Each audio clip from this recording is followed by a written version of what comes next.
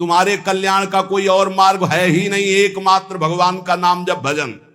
जहां आपको उपदेश दिया जा रहा हो भगवान का आश्रय लो, भगवान का नाम जप करो, उसी से मंगल होगा, वो सत्य बात है। इसके सिवा कोई कहता हो हम तुम्हारा परम कल्याण कर देंगे, हम तुम्हारा अपने बल से कुछ कर देंगे, तो मुझे लगता है कि इन बड़े महापुरुषों से बढ़कर कोई नहीं है सृष्टि में, कोई नहीं इन बड़े महापुरुषों से बढ़कर। ये क्या कह रहे हैं? बेटा परीक्षित, तुम्हें तक्षक से डर लग रहा है? बोले ना गुरुदेव, अब करोड़ों तक्षक साक्षात मृत्यु का रूप धर के आ जाए तो आपने जो मुझे अमृत पिलाया इसके बल से मुझे कोई भय नहीं। बेटा ब्रह्म स्वरूप परीक्षित, अपने स्वरूप में स्थित रहना, और कह के चल दिए। ये नहीं रोका कि तक्षक को रोक लेते। इतने बड़े बड़े ब्रह्म ऋषि बैठे हुए थे, जब भागवत सुना रहे थे, किसी ने भी तक्षक को रोकने की बात की क्या? क्यों? एक ब्रह्म ऋषि का श्राप है, भगवान का विधान है। तो ये रोग, ये नाना प्रकार के संकट हमारे पूर्व कर्मों के अनुसार आते हैं। एकमात्र भगवान का भजन करके हम इनको सहे, और अगर अपना अगला जन्म ना होने पावे, हो भी तो भगवत भक्त मनुष्य के रूप में हो, नहीं तो भगवान को हम प्राप्त हो जाएं। कोई भी दंभ नाटक काम नहीं करता, ध्यान रखना। इस संसार में कौन काहू के सुख दुख कर दाता, निज कृत कर्म भोग सुन भ्राता। इस दिमाग में बैठा लो सत्संग के द्वारा। ना हृतोन्या शिवा पंथा विसता संसतावी वासुदेवे भगवती भक्ति योगो यतो भवेत। इसके लेखक हैं भगवान श्री कृष्ण द्वैपायन व्यास जी, कहने वाले हैं परमहंस श्री सुखदेव जी, और सुनने वाले हैं महान सम्राट, गर्भ में भगवत साक्षात्कार किए हुए परीक्षित जी महाराज। कह रहे हैं संसार चक्र में पड़े हुए मनुष्य के लिए एकमात्र साधन है भगवान श्री हरि के चरणों की भक्ति। इसके अतिरिक्त और कोई सिवा पंथा नहीं है। शिवा माने कल्याण, पंथा माने मार्ग, और कोई कल्याण का मार्ग नहीं है। एकमात्र भगवान, वही हरि है, वही हर है। उन्हीं की भक्ति के द्वारा ही हम अपना संसार चक्र से उद्धार कर सकते हैं। पिबन्ति ये भगवत आत्मनः सताम कथामृतम श्रवण पुटेषु संभृतम पुनन्ति ते विषय विदूषिताशयम ब्रजन्ति तच्चरण सरोरुहांतिकम। जो रोज सत्संग सुनते हैं, जो रोज भगवान की चर्चा सुनते हैं, कानों में भर भर कर भगवान के नाम गुण लीला रूप का पान करते हैं, अमृत का, उनके हृदय से विषैला विष भोगों का उतर जाता है, हृदय शुद्ध हो जाता है। और जहां हृदय शुद्ध हुआ तो भगवान यही हृदय में प्रकाशित हो जाते हैं। श्री सुखदेव जी महाराज कहते, वासुदेव कथा प्रश्न पुरुषास्त्रीन पुनाति वक्तारम प्रच्छकम श्रोतस तत्पाद सलिलम यथा। अगर कहीं तुम्हें संत समागम मिले, प्रश्न करने का अवसर मिले, तो भगवान के संबंध में प्रश्न करो, भगवत प्राप्ति के संबंध में प्रश्न करो, संसार से मुक्त होने के लिए प्रश्न करो। ये इधर उधर के प्रश्न नहीं। देखो, बड़ा कीमती समय संतों का है। यदि एक बार वो तुम्हें समय देते हैं तो ऐसा बनाओ कि वो एक बार तुम्हारे अनंत जन्मों की बिगड़ी बना दे। श्री सुखदेव जी कहते, यदि श्री कृष्ण के संबंध में प्रश्न किया जाए तो प्रश्नकर्ता और उत्तरकर्ता दोनों पावन हो जाते हैं। वक्तारम प्रक्षकम श्रोतस तत्पाद सलिलम यथा। बोले भगवान के विषय में प्रश्नकर्ता, उत्तर देने वाला और सुनने वाला तीनों पावन हो जाते हैं, जैसे भगवान का चरणामृत सभी को पावन करता है। इसलिए यस्तु तम श्लोक गुणानुवादः संगीयते भीक्षणम मंगलग्नः तमेव नित्यं शृणुयाद भीक्षणम कृष्णे मलाम भक्तिम अभीप्समानः। भगवान श्री कृष्ण का गुणानुवाद समस्त अमंगलों का नाश करने वाला है। यह है सही अमंगलों का नाश करने की बात। अगर आप भगवत चर्चा करते, जैसे एक दिन नरकों का वर्णन किया कि उस ऐसे ऐसे वाले नरक जाते हैं, तो बहुत लोगों ने प्रार्थना की कि उपाय भी तो बताओ कैसे बचे। ये 38 के 38 सब हम में पाए जाते हैं। कोई कह रहा था 10 हैं, कोई कह रहा था 5 है। बड़ी घबराहट हो रही, क्योंकि आपकी बात में विश्वास है, इसका मतलब टिकट बन गई नरक की हमारी, जाना पड़ेगा, तो जल्दी उपाय बता दो नरक से कैसे हटे। तो यस उत्तम श्लोक भगवान श्री कृष्ण संगीयते, यदि उनका गान किया जाए, जैसे भागवत ले लो और 10वें स्कंद पढ़ डालो हिंदी से ही, तुम्हें संस्कृत नहीं आता है, 10वें स्कंद के रोज 2 अध्याय पाठ कीजिए। अगर थोड़ा संस्कृत आती, गोपाल शास्त्र नाम का पाठ कर लीजिए और 1 घंटा नाम कीर्तन कीजिए, राधा राधा राधा, लिख लो, नरक नहीं जाओगे। इसका मतलब ये नहीं कि साफा बांध के नरक जाने वाले काम शुरू कर दो, फिर और नरक जाओगे। अब लो नसानी अब ना नसई हो भाई, जो गलती हो गई, उसके मिटाने के लिए दवा है, और गलत करवाने के लिए थोड़ी दवा है। परहेज करो, सदगुरु वैद्य वचन विश्वासा, संयम यह न विषय कयासा। संत सदगुरुदेव जो परहेज बता रहे कि ये अब मत करना और ये नाम रूपी दवा खाओ तो निश्चित भवरोग नष्ट हो जाएगा। ये बात है। अमंगल अशुभ प्रारब्ध नष्ट करने की सामर्थ्य किसमें? भगवान की चर्चा में, भगवान की लीला कथा में, भगवान के नाम गुणगान में। ये बिल्कुल संशय रहित बात है, बिल्कुल संशय रही बात। नित्य निरंतर जो भगवान का नाम जप करते हैं, लीला गुणानुवाद करते हैं, जगत मंगल करने वाले होते हैं। यन्नाम धेयम म्रियमाण आतुरः, बड़े अमृतमय वचन है। पतन स्खलन वा विवशो गृणन पुमान, विमुक्त कर्मार्गलम उत्तमाम गतिम प्राप्नोति यच्छन्ति नतम कलौ जनाः। ध्यान दीजिए, यन्नाम धेयम म्रियमाण आतुरः, जो मरने जा रहा हो, चाहे पशु हो, पक्षी हो, मनुष्य हो, कोई हो, यदि वो नाम नहीं ले पा रहा तो आप सुना दो भाई, इतनी कृपा कर दे उस जीव के ऊपर तो तुम्हें बहुत बड़ा पुण्य होगा। मरणासन पुरुष को नाम सुनाने के बराबर त्रिभुवन में कोई भी पुण्य नहीं है, इससे बड़ा कोई पुण्य। जैसे कोई पशु पक्षी मरने जा रहा हो, नजदीक जाके राम कृष्ण हरि या राधा राधा राधा सुना दिया, अब वो मरने जा रहा, घंटा 2 घंटा 4 घंटा 10 घंटा में भी मरेगा तो अब उससे कोई पाप होने वाला नहीं, वो भगवान को प्राप्त होगा, क्योंकि नाम कथन और श्रवण का एक ही फल होता है। तो बोले यन्नामधेयम म्रियमाण आतुरः, यदि मरने का समय हो, व्याकुलता का समय हो, नाम वो नहीं उच्चारण कर पा रहा तो आप नाम कीर्तन उस समय कर दो तो यमदूत नहीं आएंगे, उसका मंगल हो जाएगा। ये बहुत बड़ा पुण्य करना चाहिए। आसपास कहीं सुनो कि कोई पधार रहा है तो रज ले, चरणामृत ले, जाओ उसके मुंह में डालो, कोई परिचय नहीं, हमें कोई परिचय नहीं, वो भगवान का अंश है, उसे भगवान की प्राप्ति करानी हो, जाके थोड़ी देर बैठ के राधा राधा राधा, घर वालों से कोई मतलब, और बस उठे चलावे, उसका मंगल हो गया। कोई पशु पक्षी मर रहा हो, अंतिम समय भगवान नाम सुना दे, यन्नाम धेयम म्रियमाण, मरने के समय घंटे 2 घंटे 10 घंटे तक जो बेशुद्ध हो रहा है, अब उससे कोई पाप कर्म करने वाला नहीं, वो आखिरी समय ही माना जाएगा और उसको नाम सुना दिया जाए, उसका मंगल हो जाएगा।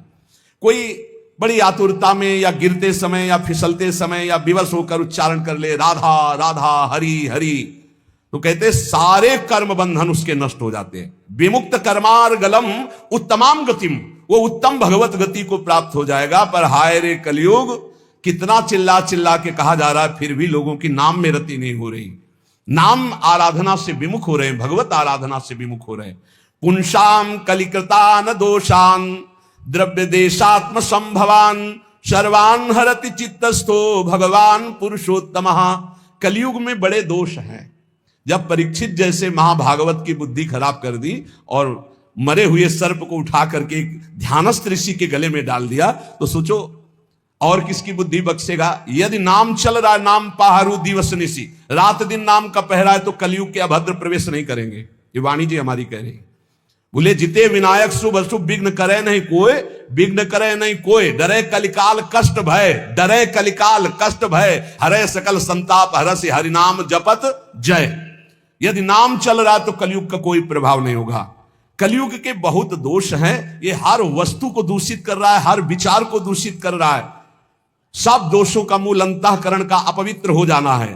परंतु सर्वान हरति चित्तस्थो भगवान पुरुषोत्तमः, जब कोई नाम जब करने लगता है तो भगवान हृदय में बैठकर कलयुग के सारे दोषों का नाश कर देते हैं। इसलिए श्रुतः संकीर्तितो ध्यातः पूजितश्चात् दृढ़तोऽपि वा नृणाम धुनोति भगवान हृदस्थो जन्मायुता अशुभम।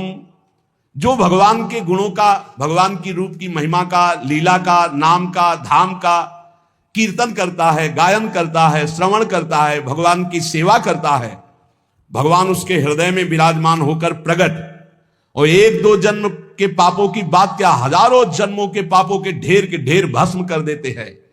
यथा हेम निष्ठितो वह्निर दुर्वर्णम हंति धातुजम एवमात्मगतो विष्णु योगिनाम अशुभाशयम। जैसे सोने को अग्नि में डाल दो तो उसका मल नष्ट हो जाता, चमकने लगता है, ऐसे ही भगवान साधकों के हृदय में जब सुमिरन किया जाता है निरंतर, तो भगवान हृदय में प्रकाशित होकर अविद्या को भस्म कर देते हैं, अशुभों को भस्म कर देते हैं, दिव्य ज्ञान प्रकाशित हो जाता है। नाम जप, लीला कथन, लीला श्रवण, ये बहुत जोर की बात है। विद्या तपः प्राण निरोध मैत्री तीर्थाभिषेक व्रत दान जप्यई नात्यंत शुद्धिम लभतेन्तरात्मा यथा हृदिस्ते भगवन्त्यनन्ते। विद्या, तपस्या, प्राणायाम समस्त प्राणियों के प्रति मित्र भाव, तीर्थ स्नान, व्रत, दान और भी साधन ये अंतःकरण को पवित्र करने वाले हैं, पर वैसी शुद्धि नहीं होती जैसी भगवान के स्मरण से होती है। इसीलिए कहते हैं नाम जप करो, क्योंकि नाम जप स्मरण से भगवान हृदय में प्रकाशित होते हैं। तो जहां भगवान हृदय में प्रकाशित होती, जैसे सूर्योदय होने पर अंधकार खत्म, ऐसे भगवान के प्रकाशित होने पर अज्ञान नष्ट हो जाता है। मृत्यु नजदीक है। म्रियमाणैरविध्येयो भगवान परमेश्वर आत्मभावम नयत्यंग सर्वात्मा सर्व संश्रय। मृत्यु के निकट पहुंच रहे हैं हम सब, क्रम से क्रम आता चला जा रहा है समय। बस जैसे जैसे संकेत मिलते जाते लोग भयभीत होते। भयभीत नहीं होने की बात है, कमर कसो, डट के अपना काम बना लो। अब जितनी श्वासें, जैसे एक सूचना मिली कि कैंसर हो गया, सूचना मिली अब आपका दिल फेल होने वाला है, कोई भयानक रोग, अब घबराने की जरूरत नहीं। राधा राधा राधा राधा, अब तो चलना है श्री जी को। घबराने से मृत्यु हमारा कोई रोग थोड़ी मिटा देगी, हमारा कोई मृत्यु का भाव रुक थोड़ी जाएगा, वो तो मरना ही पड़ेगा। राधा राधा राधा, अमर हो जाओगे। मृत्यु के निकट जो लोग पहुंच रहे हैं, एक ही काम है, नाम जप, भगवान का स्मरण। मान लो हम सब निकट जा रहे हैं मृत्यु के, बिल्कुल निकट जा रहे हैं। 50 वर्ष निकल गए, ऐसे ही लगे कि कल निकल गए। ये वर्ष के वर्ष ऐसे निकल जाते, लगता ही नहीं कि वर्ष निकल गए। कैसा माया मनोरंजन में फंसा है। जिसका मृत्यु का निकट समय आ रहा है, उसको चाहिए नाम में वृत्ति लगा दे, सब छोड़ो, राधा राधा राधा राधा। तो बोले अब हमारा तो अभी जवान है, और गर्भई में मृत्यु आ जाती है, शिशु अवस्था में आ जाती है, जवान अवस्था में आ जाती है। हर समय नाम जप करो। सबके परम आश्रय जब भगवान का नाम लिया जाता है और नाम लेते हुए शरीर छूटता है, तो भगवान की प्राप्ति होती है। अंतिम मति सो गति ही है। राधा तो किशोरी जो मिल जाएंगी पक्का, नारायण बोला तो पक्का नारायण मिल गए।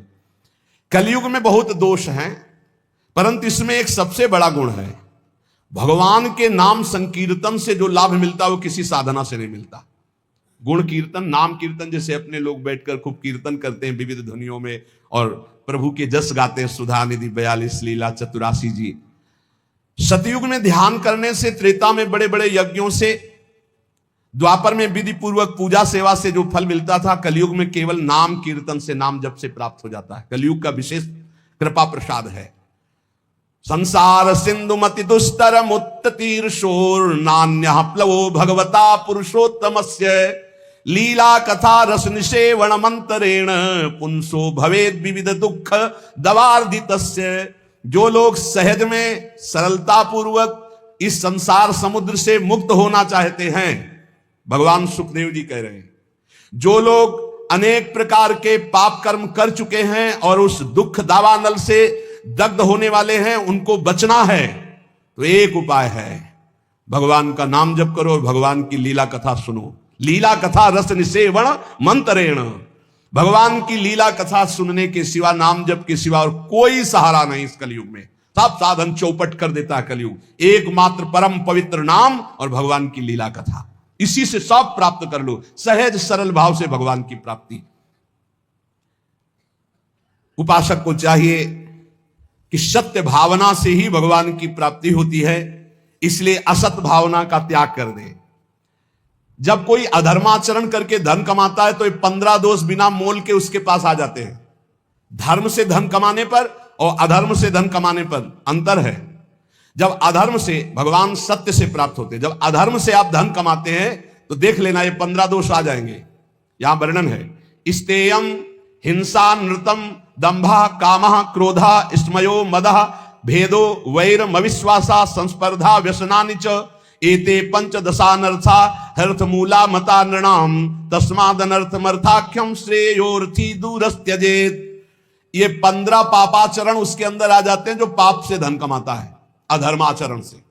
बोले घूस ले लिया, निर्दोष को दंड दिला दिया, दोषी को मुक्त करा दिया, या छीन झपट करके चोरी कर लिया, कई तरह से अपराध प्रवृत्तियों से, अधर्माचरण से, छल कपट से।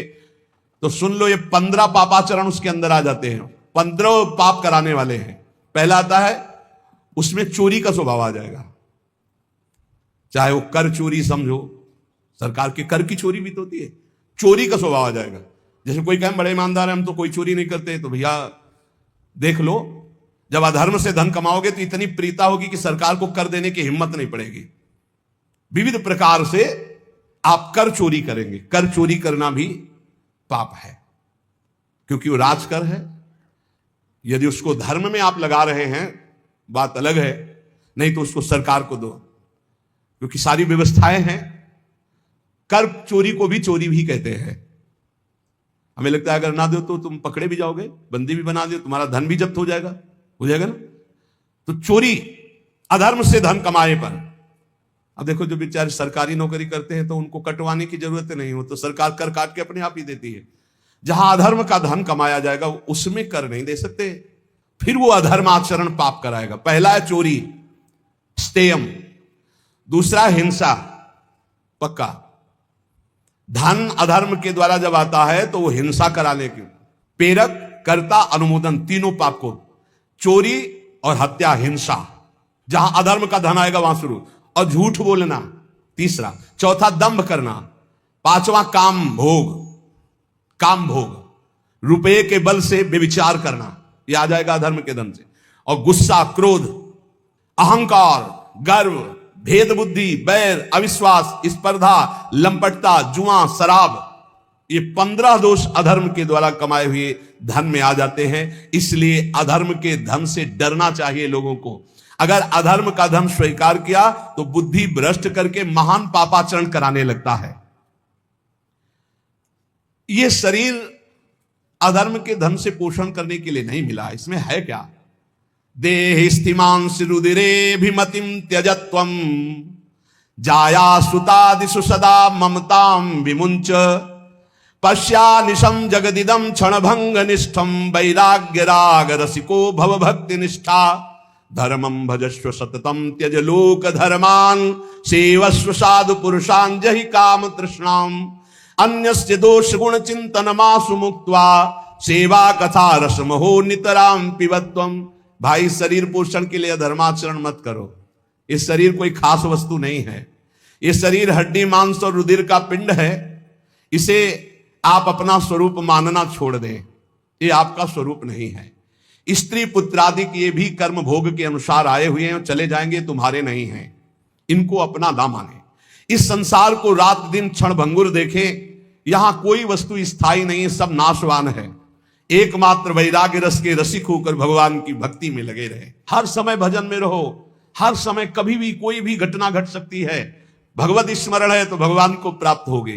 कह रहे हैं सबसे बड़ा धर्म है भगवान का भजन करना। धर्मम भजस्व सततम त्यज लोक धर्मान। इन लोक धर्मों का त्याग करो, भागवत धर्म में आओ। भागवत धर्म से प्रेम धर्म की यात्रा करो। निरंतर भजन करना ही सबसे बड़ा धर्म है। और ये भजन साधुजनों के संग से होता है, उनकी सेवा से होता है। तो साधुजनों की सेवा करो, संतों का संग करो तो भगवत भजन होगा। भोगों की लालसा फटकने मत दो, नहीं तो संतों का संग छूट जाएगा। पापाचरण करने वाला फिर संत संग में अरुचि हो जाती है। एक बहुत भगवत सेवा किए तो उसका फल हुआ कि उनको साधु संग मिला। जब साधु संग मिला तो एकदम टूट पड़े साधु संग में, साधु सेवा में। फिर एक दिन कहा हमारा तो सब कुछ छूट गया।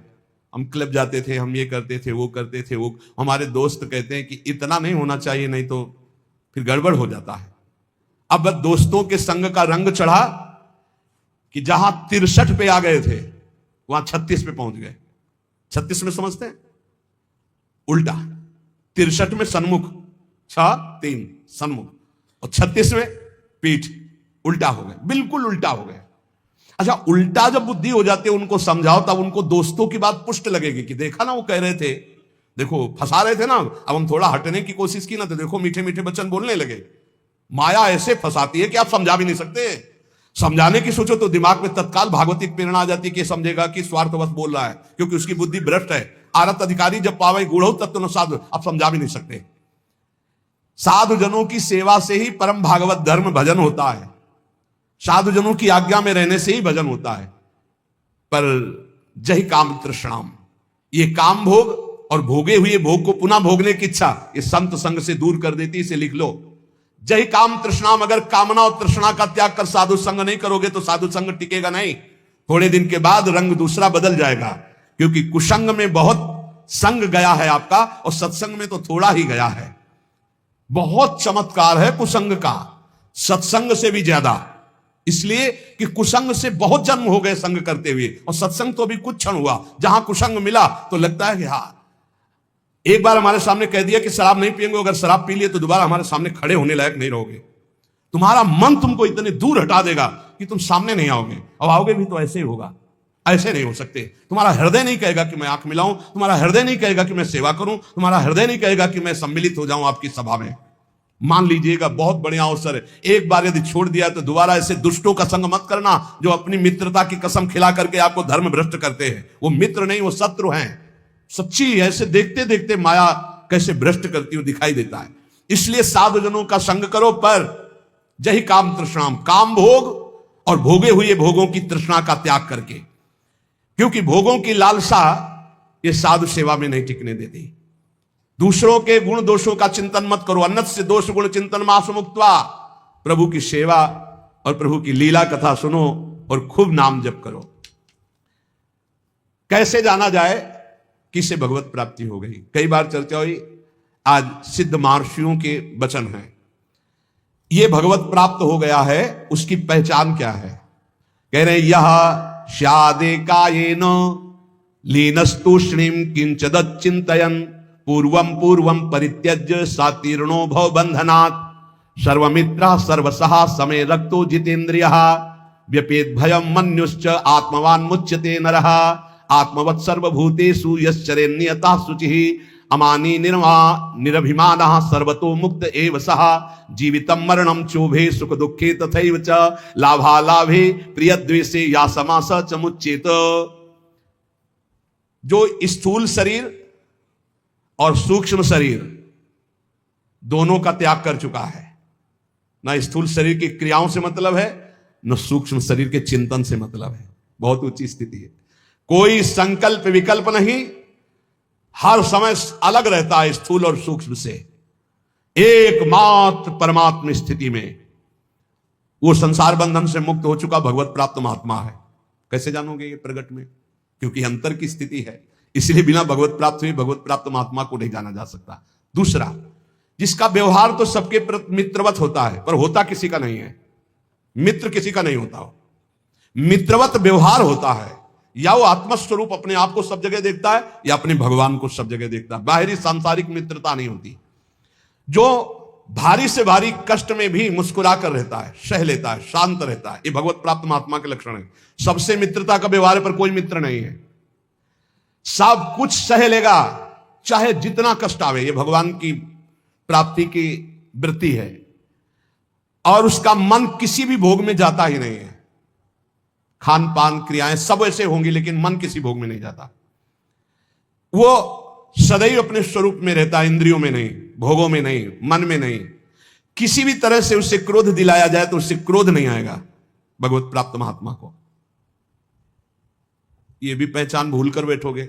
सनकादि ब्रह्म प्राप्त है ना, सनकादि सनक सनंदन सनातन, और डंडा लगा दिया, बेत लगा दिया जय विजय ने, तो गुस्सा आ गई ना, रोक दिए ना, तो गुस्सा आ गई, 3 जन्म का साथ दे दिया। क्या भगवत प्राप्त नहीं है? क्रोध की लीला होना और क्रोध आना अंतर है, ये बात समझना है। बार बार लोमस जी भगवत प्राप्त महात्मा है, काकभूषुंड जी काट देते हैं कि मुझे साकार भगवान के दर्शन चाहिए। निराकार की बात तब करना जब रामचंद्र जी का दर्शन कर लूं, तब साथ दे दिया। है काक की तरह बार बार चेष्टा, क्रोध आ गया। तो वो विचार करते हैं, द्वैत के बिना क्रोध कैसा? अगर द्वैत तो ज्ञान कैसा? क्रोध की लीला होना और क्रोध होने में अंतर है। कभी भगवत प्राप्त महात्मा में क्रोध नहीं आता। कैसा लीला और क्रोध का पहचान कैसे है?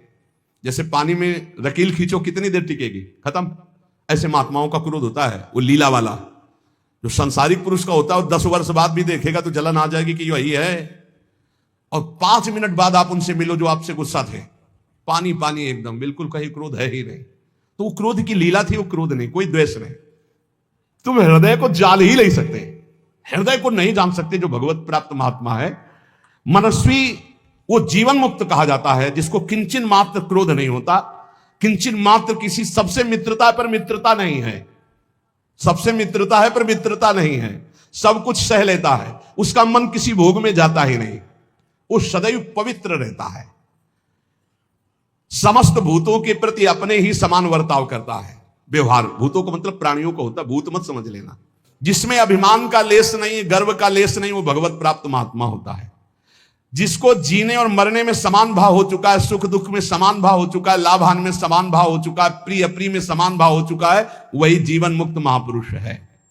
जो सबके द्वारा किए गए तिरस्कार से भी दुखी नहीं होता और किसी का भी तिरस्कार नहीं करता। जो सुख दुख आदि द्वंद्वों से राग रहित है, वो सर्वथा जीवन मुक्त भगवत प्राप्त महात्मा है। जिसका इस संसार में एक भी शत्रु नहीं है, एक भी मित्र नहीं है, ना धर्म ना अर्थ ना काम, किसी से संबंध नहीं, वो जीवन मुक्त महापुरुष है। जो ना किसी नवीन भोग की आकांक्षा करता है, ना प्राप्त परिस्थिति से घृणा करता है, वो जीवन मुक्त महापुरुष होता है। जैसी परिस्थिति राजी है। जो धर्म और अधर्म दोनों से परे है, जो पूर्व संचित पापों के परिणाम स्वरूप शरीर का त्याग कर दिया है, शरीर रहते हुए भी, क्या स्थिति, जिसकी कोई भी वासना नहीं, जो पूर्णतया निष्काम हो चुका है, वो भगवत प्राप्त महात्मा माना गया है। जिसके हृदय में कभी किसी के प्रति दोष दृष्टि नहीं होती, जो अनित्य जन्म मृत्यु को देखता रहता है, जन्म भी अनित्य है, मृत्यु भी अनित्य है, और जरा आदि दोष भी अनित्य है, वो भगवत प्राप्त महात्मा है। इसलिए भगवत प्राप्ति के लिए जोर कसो, खूब नाम जप करो, भगवत चरित्र सुनो और डर हटा दो। कोई डर तुम्हारे अंदर नहीं रहेगा यदि नाम रूपी अंगरक्षक हमारे पास है, हर समय नाम। इसलिए खूब नाम जप करो, निर्भय रहो, स्वस्थ शरीर रहे, ऐसे आचरण करो, क्योंकि इसी शरीर से भगवत प्राप्ति